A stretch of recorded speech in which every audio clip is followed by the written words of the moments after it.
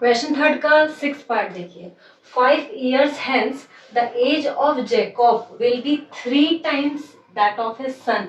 Okay, Jacob और उसके सन की एज की बात हो रही है यहाँ पे। तो 5 years hence मतलब 5 साल बाद, आफ्टर 5 years। और यहाँ 5 years ago मतलब 5 years पहले। Jacob's age was 7 times that of his son. What are their present ages? Present age find करनी है, मालूम नहीं है मतलब उनको x मान लो और y मान लो। ठीक, तो सबसे पहले x और y कंसीडर करो, फिर कंडीशंस देखना क्वेश्चन में क्या दे रखी है। ठीक, तो लेट द प्रेजेंट एज या Jacob's present age, Jacob's present age कितनी हो जाएगी? x years। Present age Jacob की हो जाएगी x years and the son, let the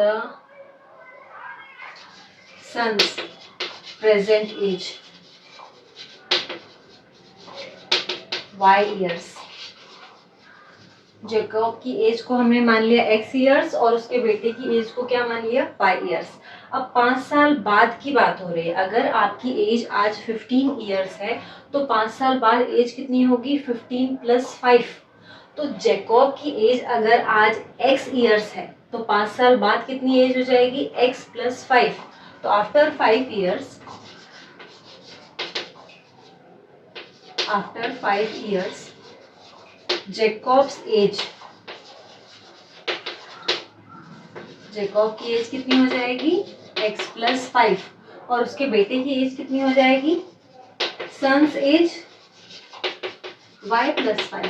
5 साल बाद की बात हो रही है तो आपकी जो भी एज है उसमें 5 प्लस कर दो। तो अब हमने 5 years के बाद की जो एज है वो निकाल ली। तो कंडीशन देखिए आफ्टर 5 years की क्या दे रखी है? Jacob's age will be 3 times of his son's age. तो जो अकॉर्डिंग टू द कंडीशन लिख लो, अकॉर्डिंग टू क्वेश्चन, जो भी जैकब की एज होगी वो किसके बराबर होगी? 3 times of his son's age. 3 times, तो 3 का मल्टीप्लाई किया। अब 3 का अंदर मल्टीप्लाई हो जाएगा तो x + 5 = 3y + 15। वेरिएबल्स को एक तरफ कर लेते हैं तो x - 3y = 15 - 5।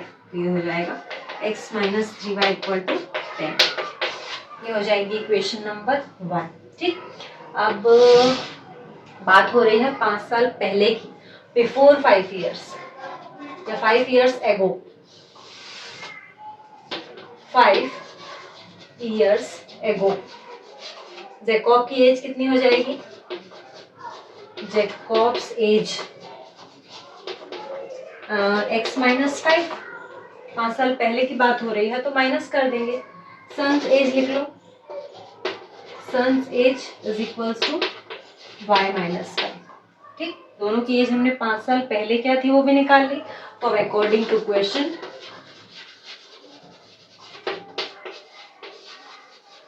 क्वेश्चन में हमको क्या बोल रखा है कि जो भी जैकब की एज है 5 years ago Jacob's age was 7 times that of his son। 7 times है तो जो भी जैकब की एज है वो क्या है? x - 5 is 7 times of his son's age। ठीक, अब इसको सिंप्लीफाई करिए तो x - 5 = 7 का अंदर मल्टीप्लाई कर दो तो 7y - 35। ठीक, वेरिएबल्स को एक तरफ कर लो तो x - 7y = -35 + 5। 5 उधर जाके प्लस हो जाएगा तो x - 7y ये हो जाएगा -30। ये हो गए हमारे इक्वेशन नंबर 2। अब दोनों इक्वेशन हमको मिल गए, इसको सिंप्लीफाई करेंगे और x और y निकालेंगे। हमारी दो इक्वेशंस, इनको क्या करेंगे? फ्रॉम इक्वेशन 1 x की वैल्यू निकालेंगे। फ्रॉम इक्वेशन 1 x = क्या हो जाएगा? 10 + 3y। ठीक, अगर x की वैल्यू अब मिल गई है तो हमको उसको किस में पुट करना है? सेकेंड इक्वेशन में। तो put x in equation second. Second क्या दे रखा है? x - 7y = -30, ठीक। x की जगह पे रख दो 10 plus 3y minus 7y equal to 30, as it is रख दिया -7y को और 30 को, -30 को, ठीक। अब ब्रैकेट ओपन करेंगे तो 10 plus 3y minus 7y equals to -30, plus 3 minus 7 कितना हो जाएगा -4y, और ये जो 10 है इधर जाके माइनस में हो गया, तो -30 माइनस 10 कितना हो जाएगा -40, ठीक। -4y इक्वल टू -40, तो ये माइनस से माइनस कैंसिल, तो y की वैल्यू आ गई 10। एज ऑफ जैकॉब्सन एज, सॉरी उसके बेटे की एज क्या आ गई 10 years.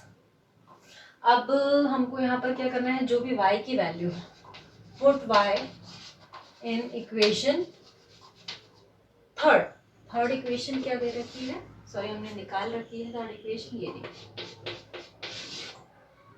x equals to 10 plus 3y, y दे रखा है 10, तो x equals to 10 plus 3 into 10, 10 3 सा 13, तो 10 प्लस 30 हो जाएगा 4। ओके, x भी मिल गया, y भी मिल गया, हम यहाँ पे क्या लिख देंगे, the present as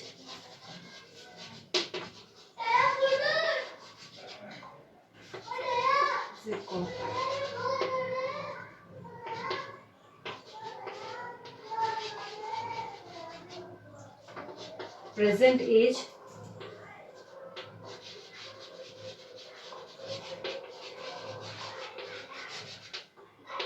of Jacob's son कितनी हो जाएगी 10 ईयर्स, ठीक है। ये आ गई present age of Jacob and his son's age will be 10 years, ठीक। ये हमारी एक्सरसाइज 3.2 खत्म हो गई है। अब हमको क्या करना है 3.3। अगर आपको अब तक सब कुछ समझ आया हो, अच्छा लगा हो, तो प्लीज़ लाइक शेयर और सब्सक्राइब ज़रूर करें।